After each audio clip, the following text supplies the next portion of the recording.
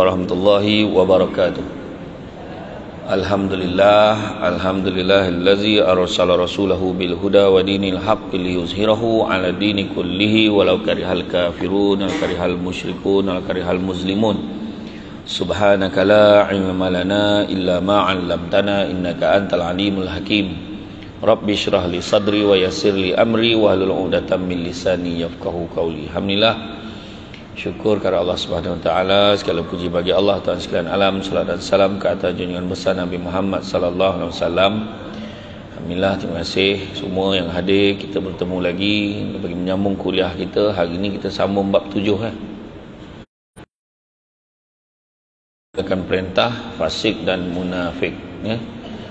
Jadi kita tengok ramai kan, kalau kita tengok dalam bab fasik ni dia tahu kan, dia tahu, tetapi kefasikan dia ni dia buat, dia beramal tapi dalam hati dia lain.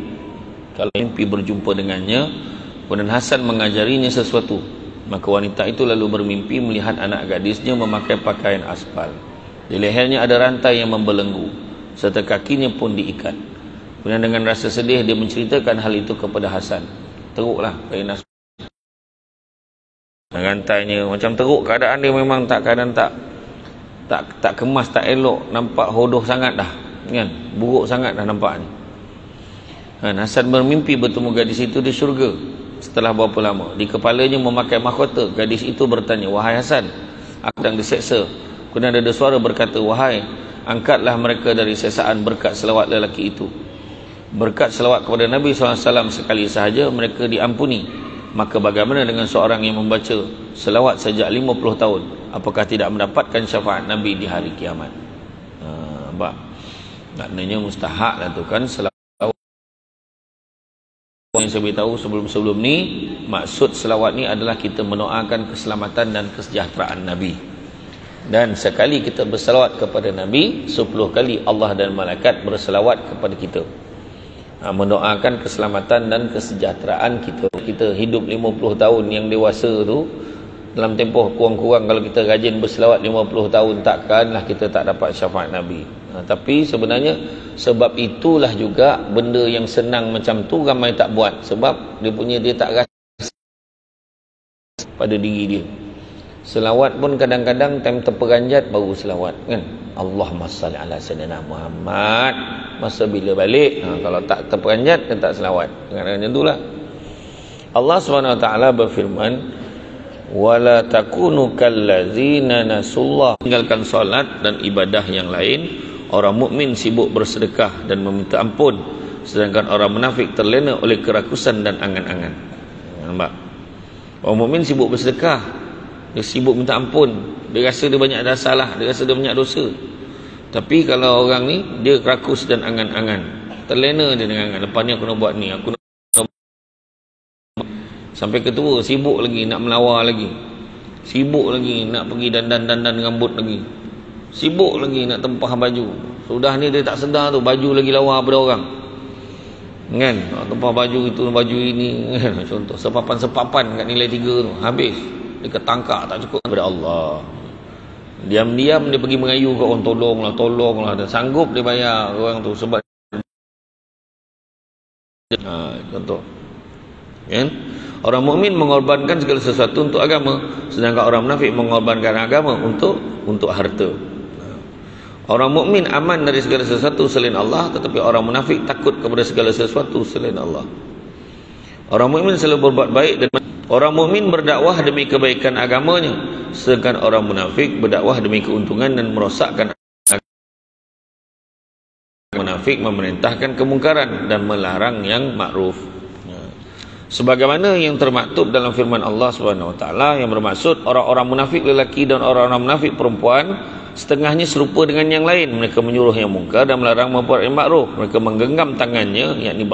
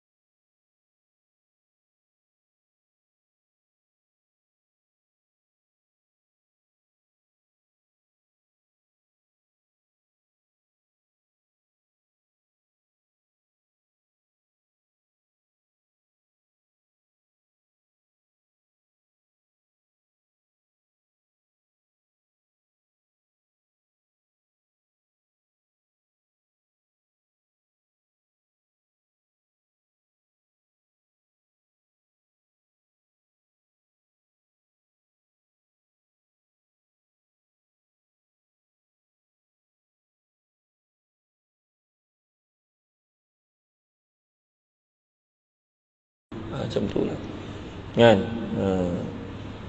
Macam ni lah kalau kita tengok ada masyarakat Jawa di Indonesia.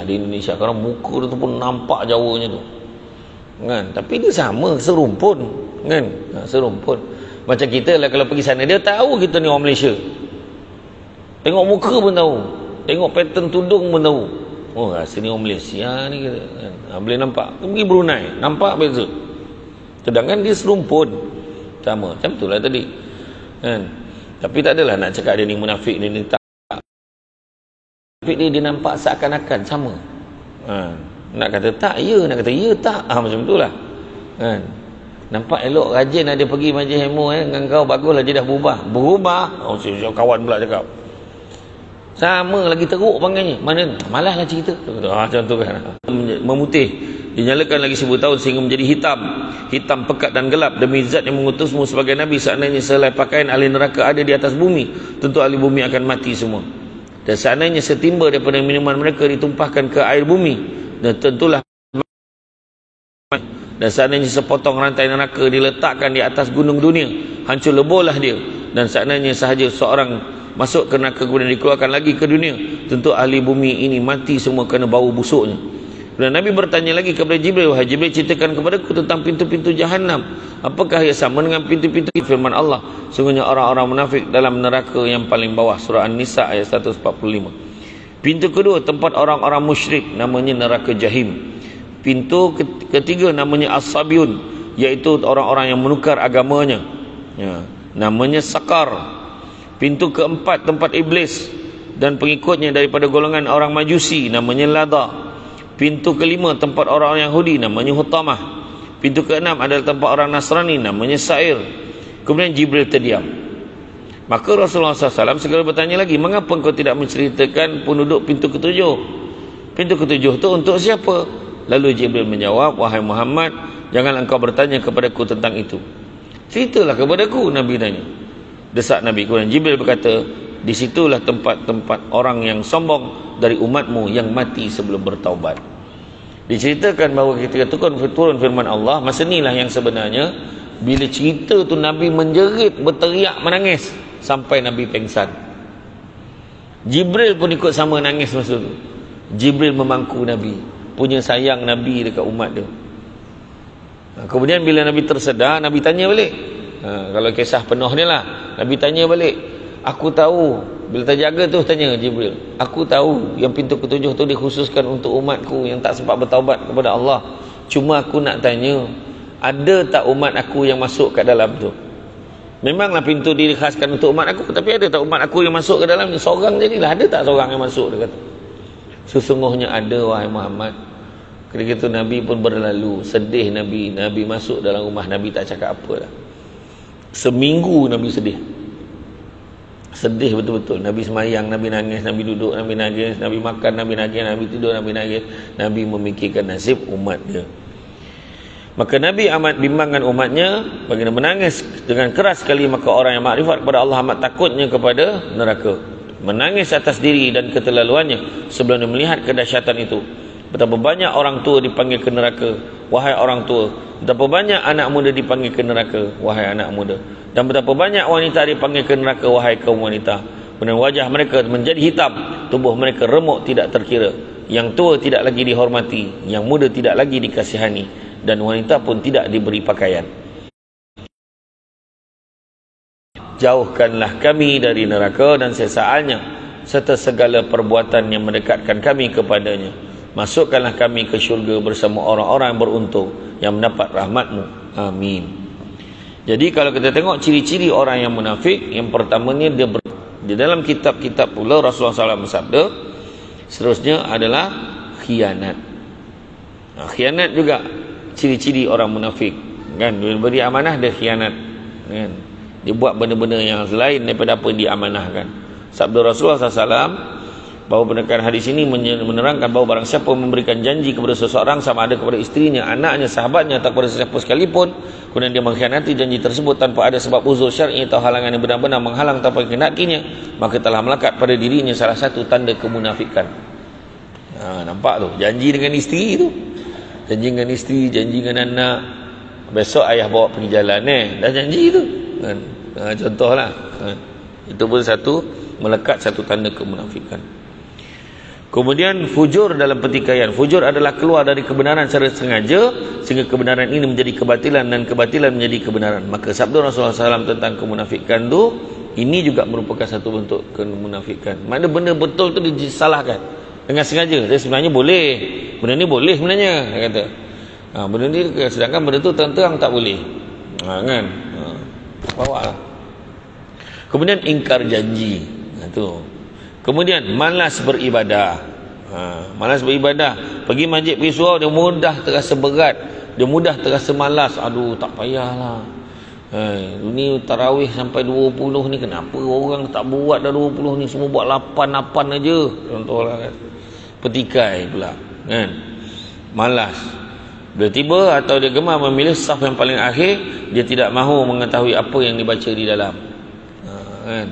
Kadang-kadang orang berzikir, orang semua, dia dah nak cepat balik. Dia nak lari daripada tu. Kemudian apa? Riak. Di hadapan manusia dia solat dengan khusyuk, tetapi ketika seorang diri dia mempercepatkan solatnya. Bila depan orang tu dia nak tunjuk semayang elok. Bismillah. Menangis semayang. Tapi bila seorang tak adalah ada semayang macam tu. Kan, kami laju semayang, nak menengok drama, sambungan drama Melur untuk Firdaus 2. Macam tu, cepat-cepat dia semayang. Contohlah kan? Mempercepatkan solat juga adalah merupakan satu ciri orang munafik, yang mana bila dia solat dengan cepat, tidak ada rasa khusyuk sedikit pun, tidak ada ketenangan dalam mengerjakannya. Kemudian mempermainkan Al-Quran dan Sunnah dan Nabi Muhammad SAW, itu pun ciri-ciri orang munafik. Kemudian bersumpah palsu, itu juga ciri-ciri orang munafik. Kemudian enggan berinfak, kedekut pula, itu rupanya ciri orang munafik juga. Kan, orang munafik selalu menghindari hal yang menuntut pengorbanan, baik berupa harta maupun jiwa. Bila menyumpai mereka berinfak, bersedekah dan mendermakan hartanya, mereka takut diterima musibah atau ujian yang mengatakan, bagaimanalah kalau aku buat macam ni, tentu tak jadi macam ni, buat macam tu tentu tak jadi macam ni. Mengingkari takdir. Mencaci kehormatan orang soleh, mengutuk orang-orang yang baik. Selalu meninggalkan solat berjemaah. Kita leceh lah, sembahyang seorang senang, cepat habis. Membuat kerosakan di muka bumi, dengan dalih mengadakan perbaikan. Kan? Dia selalu berusaha mengadu domba, menghamburkan fitnah antara semua manusia. Dia kata niat saya baik sebenarnya, tujuan saya mensebarkan cerita ni supaya kita jangan buat benda tu. Wah, sebut nama orang tu sekali, siap bagi tahu nama orang tu siapa. Juga tidak sesuai antara zahir dan batin dengan batin secara zahir. Mempercayai bahawa Nabi Muhammad SAW adalah Rasul Allah Ta'ala, mendustakan kesaksian mereka. Sungguhnya kesaksian yang tampak benar secara zahir itulah menyebabkan mereka masuk ke dalam neraka. Penampilan zahirnya bagus dan mempesona, tapi dalam batinnya terselubung niat busuk dan menghancurkan. Di luar dia menampakkan kekhusyukan, sedangkan dalam hatinya ia main-main. Hati-hati. Kenapa tak pergi tarawih malam tadi? Malam tadi aku tarawih kat rumahnya. Contoh, wah tak buat. Pergi bazar Ramadan yang lewat malamnya tu. Contohlah kan. Kenapa kau tak sedekah? Oh, aku dah habiskan dah bagi sedekah kat orang lain. Wah, tipu dengan alasan yang bohong. Aku dah bagi dah dekat tempat aku, dah bagi dah 5,000 aku bagi minggu lepas. Ya. Oh, eloklah. Kan, seronok dia buat macam tu. Kemudian bakhil.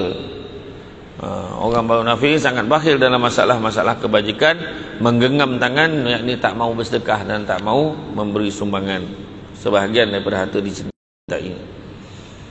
Kemudian lupa kepada Allah, buat sesuatu lupa kepada Allah. Tu yang dia buat kadang kita ni tak fikir Allah ke, tak fikir dosa pahala. Kadang kita tengok kan, ada orang tergamak buat satu perkara walaupun terang-terang benda tu salah. Menustakan janji Allah dan Rasul, faham, berpura-pura dalam dosa. Kan? Inilah yang paling membezakan orang munafik dan orang mukmin. Orang munafik menganggap ringan perkara-perkara yang melawan hukum Allah, menentangnya dengan melakukan pelbagai kemungkaran dan kemaksiatan secara sembunyi. Akan tetapi ketika berada di tengah-tengah manusia, dia menunjukkan sebaliknya, iaitu berpura-pura taat. Senang melihat orang lain susah, susah bila melihat orang lain senang. Itu pun juga salah satu ciri orang munafik. Tengok orang lain senang, dia cakap depan ni, tahniahlah, seronok dengar. Kau ada juga akan kawan kita yang berjaya. Wah, Contohlah kan, macam tu. Ramai orang macam tu, tapi kat Batu Gajah tak ada, di tempat lain, ya, tempat lain. Dia senang melihat orang lain susah, dan susah hati bila menengok orang lain senang. Apapun dalam bab munafik ni memang betul. Dan dalam bab kita tengok fasik pula, dia melanggar aturan dan perintah Allah. Yang mana fasik ni juga sikap keluar dari sikap istiqamah dan bermaksiat dia kepada Allah. Dan itulah orang yang gemar berbuat maksiat disebut orang-orang yang fasik. Dia buat benda-benda lain, semua buat baik, semayang ni, tapi minum arak, minum sarapan pagi, breakfast roti canai dengan arak-arak, kan, whisky dia kata kan, brandy, ya. Ada orang macam tu tuan-tuan, ada. Jadi dia tak sedar, itulah masuk kategori orang fasik. Dia buat juga benda tu, kan? Jadi kalau kita tengok kan, orang ni yang macam ni ramai kat atas dunia ni. Yang paling bahaya sekali kan, yang paling bahaya lagi sebab apa? Sebab dia nampak sama macam kita, kan? Dan kalau kita tengok orang-orang yang munafik ni, yang paling bahaya sekali ialah selain daripada diri dia tu sendiri, tetapi kadang dia boleh mempengaruhi pula orang lain. Kan? Tapi kalau dia mengajak kebaikan tu satu hal lah kan. Tapi kalau dia mengajak benda-benda yang tak baik, payahlah kita. Payah tuan-tuan. Jadi kalau tu mintalah doa banyak-banyak biar kita dijauhkan daripada perasaan-perasaan yang macam tu, yang boleh merosakkan kita kan. Rosak kita. Kemudian pagi raya dia paling awal sekali baju raya, kan? Jadi macam mana lah orang dulu-dulu mengajar nak puasa kan? Kalau tak puasa tak boleh raya. Elok je orang tu raya, kan? Tapi ibrah tu, kan? Fasik ni boleh dibahagikan pada 3 kategori. Kategori yang pertama, melakukan dosa besar sekali-sekala sahaja. Lepas melakukan perbuatan tersebut, dia merasa bersalah dan sangat menyesal terhadap perbuatannya itu. Itu peringkat pertama. Peringkat kedua, melakukan maksiat dan dosa besar dengan bersungguh-sungguh dan sepenuh hati. Bayang. Maknanya betul-betul lah dia melanggar perintah Allah ni. Peringkat ketiga, melakukan maksiat atau dosa besar dalam keadaan berterusan. Di samping itu juga menganggap betapa buruknya dosa besar dilakukannya. Peringkat ini adalah sebahagian daripada peringkat kekufuran. Dia tahu, dia sedar, dia buat, tapi dia buat juga jemaah. Ya, macam lah tuan-tuan. Jadi itulah yang paling penting sekali yang kita, yang biasa kita faham ni munafik. Munafik ni dia berpura-pura, dia sama macam kita. Dia macam sesumpah, kan? Tiba-tiba dekat daun hijau tu hijau colour dia, sampai dekat pokok colour coklat badan dia, kan? Cuma dia tak boleh jumpa jadi orang ni. Duduk sebelah manusia dia boleh tiru colour je, tapi tak boleh jadi orang. Macam tu lah, sesumpah. Jadi tentulah tuan-tuan dan puan sekalian, yang tu yang kita doa di hujung tu, Allahumma ya Allah, kita minta pada Allah Ta'ala, kan, jauhkanlah kami dari neraka dan sesaannya serta segala perbuatan mendekatkan diri kami kepadanya. Masukkanlah kami ke syurga bersama orang-orang yang beruntung, yang mendapat rahmat-Mu, ya. Jadi tuan-tuan dan sekalian, rasanya cukuplah sekadar. Nanti insya-Allah untuk next kita akan sambung dengan bertaubatlah. Bertaubatlah. Dan tu sebab hari tu orang ni kalau dia marah, dia tak kira. Dia tak sedar tu dia marah, itu marah. Ingat tak hari tu heboh pasal anak bulan tu. Hecoh satu Malaysia. Bagi sekali pun anak bulan tu macam mana rupanya. Siapa yang pernah tengok anak bulan? Anak bulan macam mana rupa dia? Saya pun tak pernah tengok. Jadi diam-diam je lah, tunggulah pengumuman. Tahun lepas, dia marah sebab tahun lepas kan. Yang di Sabah tu dah habis tarawih baru tahu besok tu raya, kan? Sebab dia sampai macam mana, rezeki dia lah, dia dapat buat 30 tarawih, orang lain 29, kan? Saya kebetulan jiran sebelah rumah saya, dia salah seorang lah yang pergi ke balai cerap tu untuk tinjau anak bulan. Saya tanya dia, bang, anak bulan ni macam rupanya? Saya tanya. Dia kata pensel tu asah tajam-tajam, kena buat satu garisan macam ni. Macam tu lah anak bulan tu rupa dia. Halus, nipis betul dan sekejap je. Tu sebab dia pakai teknologi teropong tu yang boleh record terus tu. Dalam 29 balai cerap yang tinjau tu, kalau dapat satu balai cerap nampak, jadilah raya lah besok. Yang biasa nampak kat belah Negeri Sembilan dengan kat Labuan, yang biasa nampak. Kan? Kalau tak nampak, tak adalah raya esok. Kan? Janganlah marah, tak raya. Dia orang ni salah ni, buta kot. Marah pula dia. Kan? Macam tu lah tuan-tuan. Jadi macam mana orang ni main marah je. Cuba fikir dulu sebelum marah. Macam tu lah tuan-tuan. Hari ni macam-macam perangai orang tuan-tuan. Macam-macam. Dekat tabung pun, tabung kan sekarang ni dah boleh online. Letak QR code. Dia tembak QR terus transfer. Dia boleh letak QR account personal dia. Dia tukarnya account masjid tu, letak account dia, tengah mak dia buat tu. Bayangkan. Jadi mempergunakan agama tadi, cerita tadi, untuk keuntungan dia, untuk harta. Jadi tuan-tuan sekalian, itu saja. Seperti biasa dekat belakang sana, tuan-tuan boleh tengok lah, ada susu, ada susu kambing Al-Am. Dan yang bagusnya kali baru keluar je bulan April lagi tu. Jadi ini bukan promote dia, lebih kurang. Jadi itu saja dari saya. Terima kasih banyak. Sungguh yang baik itu datang dari Allah SWT. Mencari kelemahan saya sebagai manusia biasa. Pokok sekayu daun selasih. Thank you, terima kasih. Assalamualaikum warahmatullahi wabarakatuh.